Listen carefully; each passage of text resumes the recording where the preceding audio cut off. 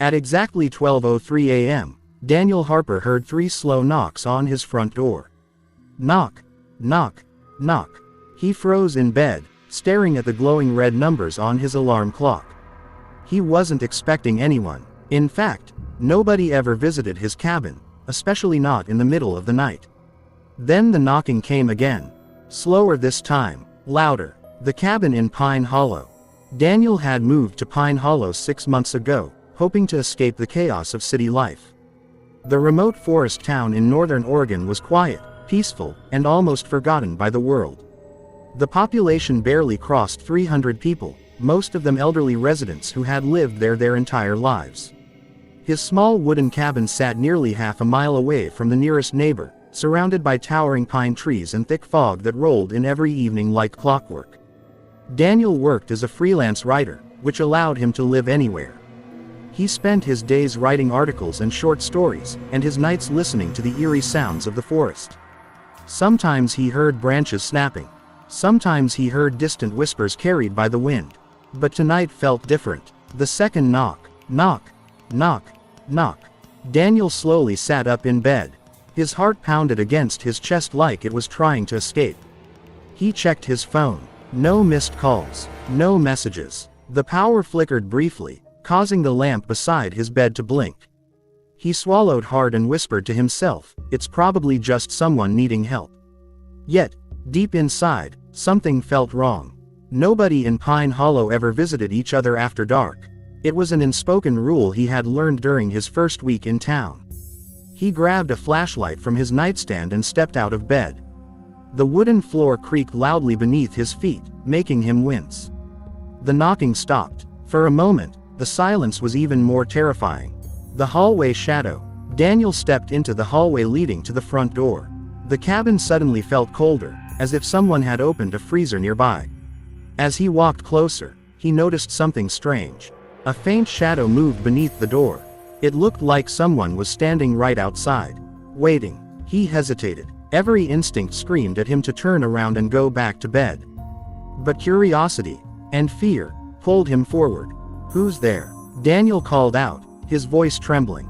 No answer. Just silence. Then, a soft scratching sound began on the door. The old town warning.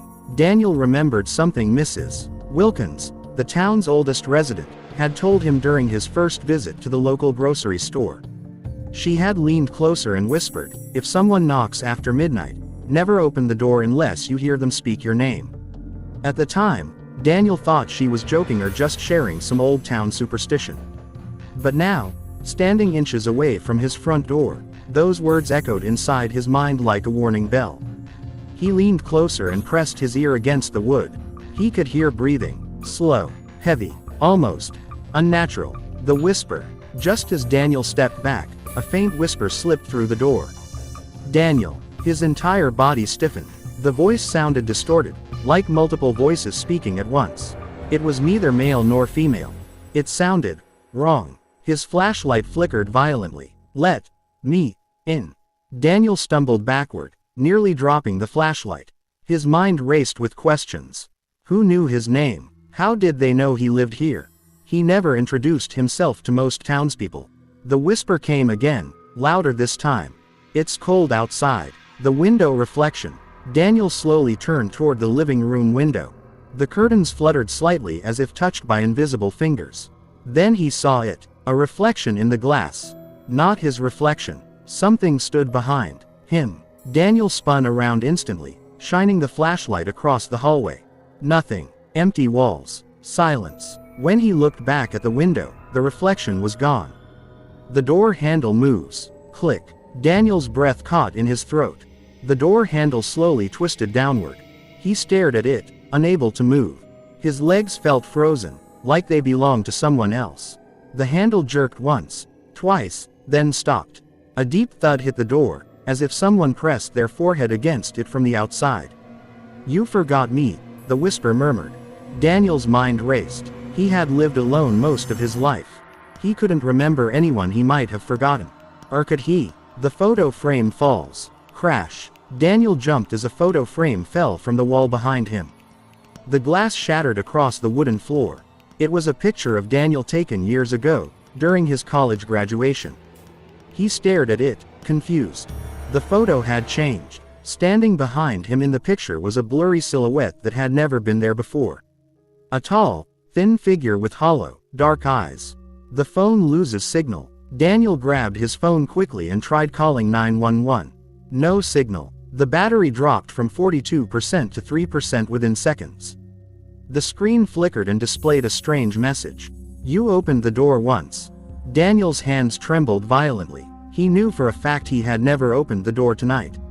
Yet, something inside him whispered, maybe you already did. The memory gap. Suddenly, Daniel felt a sharp headache strike him. Images flashed through his mind like broken film clips. Standing at the door, opening it slightly, a shadow slipping inside, he gasped and clutched his head. No, that's not real, he muttered. But another memory surfaced, a cold hand brushing past him. A voice saying, I live here now. Daniel staggered backward, his breathing becoming shallow. Had someone entered the cabin earlier, and he simply forgot? The basement noise. Then he heard it, a slow dragging sound from beneath the floor. The basement. Daniel rarely used the basement. It was dark, damp, and filled with old boxes left behind by the previous owner. The dragging sound grew louder, like something heavy was being pulled across concrete. Then came footsteps, slow, uneven, climbing the basement stairs. The lights go out. The cabin lights suddenly shut off completely. Daniel was swallowed by darkness. His flashlight flickered one last time before dying. The only sound left was the slow creaking of the basement door opening behind him. He turned slowly, his eyes adjusting to the darkness. A faint shape stood at the bottom of the hallway. Too tall to be human. Too thin to be alive. Its head tilted unnaturally as it watched him. The voice inside the cabin. You shouldn't have forgotten, the figure whispered. Daniel stumbled backward until his back hit the front door. Cold air seeped through the cracks, brushing against his neck. He realized something horrifying. The knocking had stopped because the visitor was no longer outside. The shadow moves closer. The figure took one slow step forward. Daniel could now see faint details in the darkness. Its limbs stretched longer than normal, bending slightly like broken branches. Its face had no clear features, only shifting shadows where eyes and mouth should have been. I waited so long, it whispered again. Daniel tried to scream, but no sound came out. The figure raised one elongated arm and pointed toward the broken photo frame on the floor. You promised. The forgotten promise. Suddenly, Daniel remembered something from his childhood. A summer spent in Pine Hollow when he was 8 years old. He had stayed in this very cabin with his parents before they mysteriously sold it and moved away. He remembered playing alone in the basement. Talking to someone he called the tall friend. His parents had forced him to leave town suddenly after he began describing nightmares and imaginary conversations. And before leaving, Daniel had whispered to the darkness in the basement, I'll come back for you someday. The final moment. The figure stood inches away now. Daniel could feel icy air pouring from its body. Frost began forming on the wooden floor beneath its feet. You came back, it whispered. Daniel shook his head, tears forming in his eyes. I was a child. I didn't mean it. The figure leaned closer. Promises never fade. Behind Daniel, the front door slowly creaked open on its own, revealing the pitch-black forest outside. The wind howled violently, shaking the trees like they were alive. The figure reached out its long, shadowy fingers toward Daniel's face. This time, you don't leave. Part 1 ending cliffhanger. Daniel felt those freezing fingers brush against his skin. Suddenly, every light in the cabin burst on at once. The figure vanished instantly. Daniel collapsed onto the floor, gasping for air. The front door slammed shut by itself. And from deep inside the basement, he heard the knocking begin again. Knock, knock, knock. But this time, it was coming from beneath the floor. Daniel lay frozen on the wooden floor, his chest rising and falling rapidly as the echo of the knocking vibrated through the cabin. Knock, knock, knock. But now, it wasn't coming from the front door. It was coming from beneath him. From the basement. The sound beneath the floor. Daniel pressed his palms against the cold wooden planks, feeling faint vibrations travel through the floorboards. Each knock felt deliberate, almost like something was trying to communicate. Or trying to get out. He slowly pushed himself upright, his legs trembling so badly he had to grab onto the nearby table for support. The cabin lights flickered again, casting long, distorted shadows across the walls. The knocking grew louder. Knock, knock, knock. Then a scraping sound followed, like fingernails dragging slowly across concrete. Daniel's breathing became shallow. Every instinct told him to run outside, jump into his truck, and drive as far away from Pine Hollow as possible. But another feeling pulled at him. Curiosity. And something deeper. Something familiar. The basement door opens. The basement door stood at the far end of the hallway. Daniel stared at it, remembering how he had avoided that door ever since moving into the cabin. It always felt colder near it, like the air itself refused to stay warm. The knocking stopped suddenly. Silence swallowed the cabin again. Daniel swallowed hard and took a slow step toward the basement door. As he approached, the door creaked open by itself. Just a few inches. Cold, damp air rushed out, carrying a strange smell, mold mixed with something metallic, like rust or dried blood. Daniel froze. Then he heard it. Daniel. The whisper rose from the darkness below the stairs. The pull of forgotten memories. Daniel clutched his head as another wave of memories slammed into him. He saw himself as a child again, sitting in the basement, laughing, talking to someone hidden in the shadows. He remembered drawing pictures on the basement walls with chalk. Pictures of tall stick figures standing beside him. Pictures of doors inside doors. Pictures of eyes watching from the dark. His parents had painted over those drawings before leaving Pine Hollow. Or at least, they thought they had. Daniel stepped closer to the basement entrance, feeling an invisible force pulling him forward like gravity. "Come back and play," the whisper echoed. The stairs that groaned. Daniel placed one shaking foot onto the first basement step. The wood groaned loudly beneath him. The lights above flickered violently, and the hallway behind him stretched unnaturally long, as if the cabin itself was changing shape. He hesitated, gripping the railing tightly. Then came another knock, but this time, it came from the basement wall itself. Knock, knock. Daniel took another step down. Then another. Each step felt heavier, like the air thickened around him. The temperature dropped so quickly that his breath turned visible in front of his face. The deeper he went, the darker it became, even though the basement light bulb flickered weakly overhead. The basement reveals itself. When Daniel reached the bottom step, he nearly collapsed from shock. The basement looked nothing like he remembered.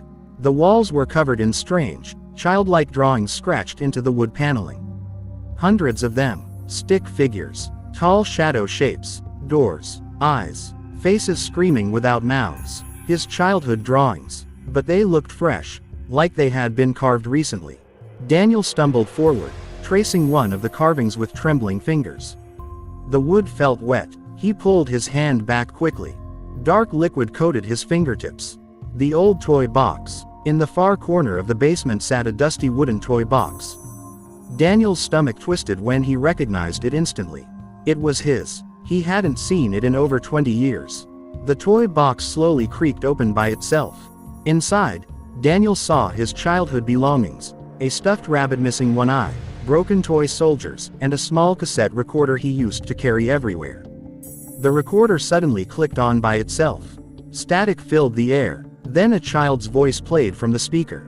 Daniel's voice. "Mom says I can't play with you anymore, but I don't care. You're my best friend." The tape crackled. Another voice answered. Low, distorted. "I will wait here." Daniel stumbled backward, tears forming in his eyes. The shadow appears again. The basement light bulb exploded suddenly, plunging the room into darkness. Daniel screamed as something moved behind him. A tall silhouette slowly formed in the corner, stretching upward until its head brushed the ceiling beams. The tall friend. Its shadow pulsed like it was breathing. "You forgot me," it whispered. Daniel shook violently. "I was just a kid. I didn't understand." The shadow tilted its head unnaturally, its body twitching like broken film frames. "You opened the door. You invited me. You promised forever." The walls began breathing. Daniel backed away slowly until his back pressed against the basement wall. The moment he touched it, the wall pulsed beneath his hands. Like flesh. The carvings began to shift and stretch, the drawn eyes slowly turning toward him. The basement wasn't just a room anymore. It was alive. The escape attempt. Daniel turned and ran toward the stairs. His heart pounded so violently he thought it might explode. He grabbed the railing and rushed upward, taking the steps two at a time. Behind him, heavy footsteps echoed. Faster than before, closer than before. Daniel reached the top and slammed the basement door shut. He shoved a chair under the doorknob, his entire body shaking uncontrollably. Then the pounding started. Bang, bang, bang. The door bulged outward with each impact. "You cannot leave," the whisper roared from below. The cabin begins changing. The windows shattered suddenly, glass spraying across the living room like rain. The pine trees outside bent violently toward the cabin, their branches scraping against the walls like claws. The floor beneath Daniel's feet warped slightly, forming cracks that pulsed like veins. The cabin was becoming part of the basement. Daniel grabbed his phone again. Miraculously, it powered on with 1% battery remaining. A new message glowed across the screen. "You belong here." The phone died. The hidden diary. While backing away from the basement door, Daniel tripped over a loose floorboard. It popped open, revealing a hidden compartment beneath. Inside lay an old leather diary. Daniel grabbed it quickly and flipped through the brittle pages. It belonged to the cabin's previous owner.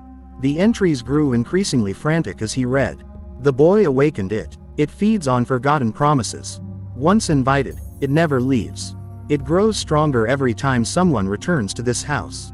Daniel's blood ran cold.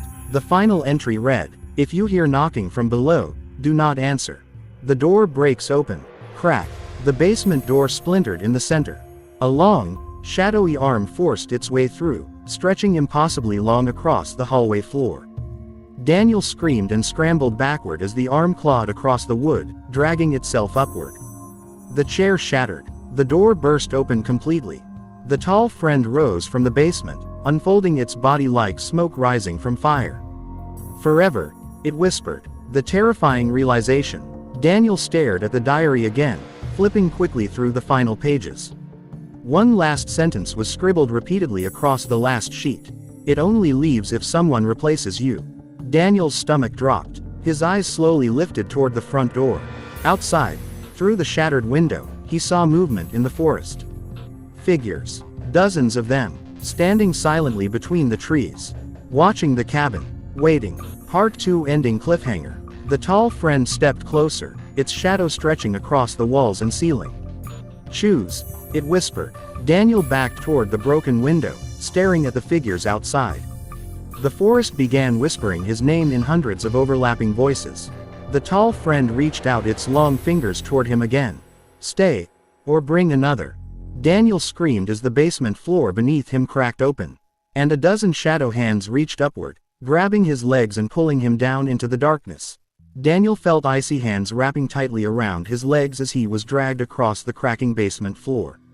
The darkness below him wasn't empty. It was moving, breathing, waiting. Pulled into the abyss. Daniel clawed at the wooden floor, his fingernails snapping as he tried to hold on to something, anything. The shadow hands were cold like frozen metal, tightening their grip as they pulled him deeper toward the widening crack. "Help!" Daniel screamed, his voice echoing through the cabin. But Pine Hollow was miles away from any real help. The tall friend stood above him, watching silently, its hollow shadow face tilting slightly as if studying him like a curious experiment. "You promised," it whispered again. Daniel kicked violently, managing to free one leg. He grabbed a broken piece of wood from the floor and swung wildly at the shadow hands. For a brief second, they loosened. Daniel rolled sideways, scrambling away from the crack just as the floor slammed shut behind him with a deafening thud. The cabin locks down. Daniel stumbled toward the front door, gasping for breath. He grabbed the handle and twisted it desperately. Locked. He yanked harder. The handle refused to move. Behind him, the tall friend slowly began gliding across the floor, its limbs stretching unnaturally long as it moved closer without making a sound. The walls of the cabin began changing again. The wooden panels twisted and darkened, forming strange patterns resembling faces trapped beneath the surface. Soft whispers filled the air. Hundreds of them. "Stay. Forever. Play again." Daniel covered his ears, but the voices crawled inside his head like insects. The diary's hidden page. Daniel's eyes darted toward the fallen diary lying near the fireplace. He rushed toward it, sliding across the floor as the tall friend reached out toward him again. He flipped the diary open frantically. The final page had changed. New words were carved into the leather surface, as if written by invisible claws. The creature feeds on childhood bonds. It grows stronger when promises are broken. It can be trapped, but only if the promise is fulfilled. Daniel's mind raced. Fulfilled. How could he fulfill a promise made to a nightmare? Then he remembered. The forgotten game. Another memory burst into his mind. 8-year-old Daniel sitting in the basement, drawing chalk circles on the floor while laughing. The tall friend standing inside the circle, unable to step outside it. Daniel had called it a game.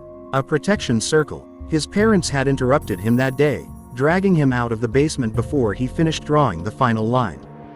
Daniel's eyes widened in realization. I never finished the circle. The tall friend stopped moving, as if sensing his thoughts. Number. It whispered, its voice suddenly sharper. The race against darkness. Daniel sprinted toward the basement again, ignoring the terror crawling inside his chest. The basement door stood wide open, black mist pouring out like smoke from a fire. Behind him, the tall friend screeched, a horrifying sound that shattered every window remaining in the cabin. You stay, it roared. Daniel grabbed a piece of broken charcoal from the fireplace and rushed down the basement stairs. The walls pulsed violently as he descended, the carvings twisting and stretching like they were alive and trying to grab him. At the basement floor, Daniel dropped to his knees and began drawing a large circle on the concrete floor, just like he remembered from childhood. His hands trembled violently as he completed half of it. The basement lights flickered wildly. Footsteps echoed behind him. The tall friend had entered the basement. The final circle. Daniel continued drawing, sweat pouring down his face. The air became freezing cold, and frost spread across the floor in spiderweb patterns. You cannot trap forever, the creature hissed. Daniel ignored it and kept drawing. The creature stepped closer, its long limbs cracking like tree branches. Its shadow stretched across the circle, trying to blur the charcoal line. Daniel desperately completed the final curve, connecting the circle. The moment the line closed, a bright, blinding flash exploded across the basement. The tall friend froze instantly.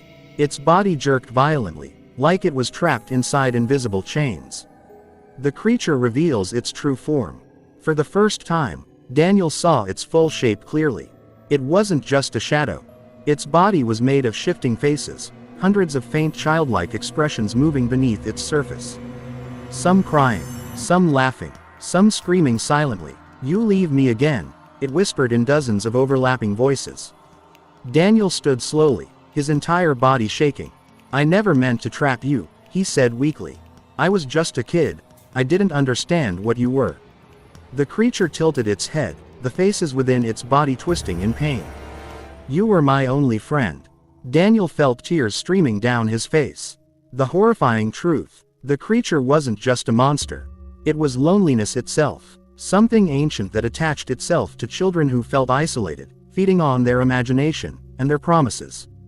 Daniel stepped backward toward the basement stairs. I'm sorry, he whispered. The creature shrieked in a sound that shook the entire cabin. The circle began glowing brighter, pulling the creature downward like a black hole forming beneath it.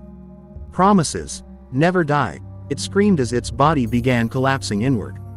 The faces melted into darkness. The basement shook violently as cracks spread across the floor again. Daniel ran toward the stairs as the creature was dragged deeper into the concrete, its screams fading slowly into whispers. Then, silence. The cabin returns to normal. Daniel climbed back into the living room, collapsing onto the couch. The walls slowly returned to their normal wooden color. The whispering stopped. The air warmed again. Outside, the forest stood still. For the first time that night, everything felt quiet. Morning sunlight slowly began shining through the broken windows as Daniel sat motionless, trying to understand what had just happened. The final twist. Daniel stood up weakly and walked toward the front door. It opened easily this time. Fresh morning air rushed inside. He stepped outside onto the porch, staring at the peaceful pine forest glowing under sunrise. He was finally free, or so he thought. Behind him, deep inside the basement, a faint sound echoed. Scratch, scratch, scratch. Daniel froze. He slowly turned his head toward the cabin. A small chalk line was forming by itself across the living room floor, dragging slowly toward the basement door. And then, a faint childlike whisper drifted upward. Play again. Daniel. Story ending. Daniel stared in horror as the chalk circle continued drawing itself across the floor, line by line, as if something inside the basement was learning. Getting stronger. Waiting for the next promise.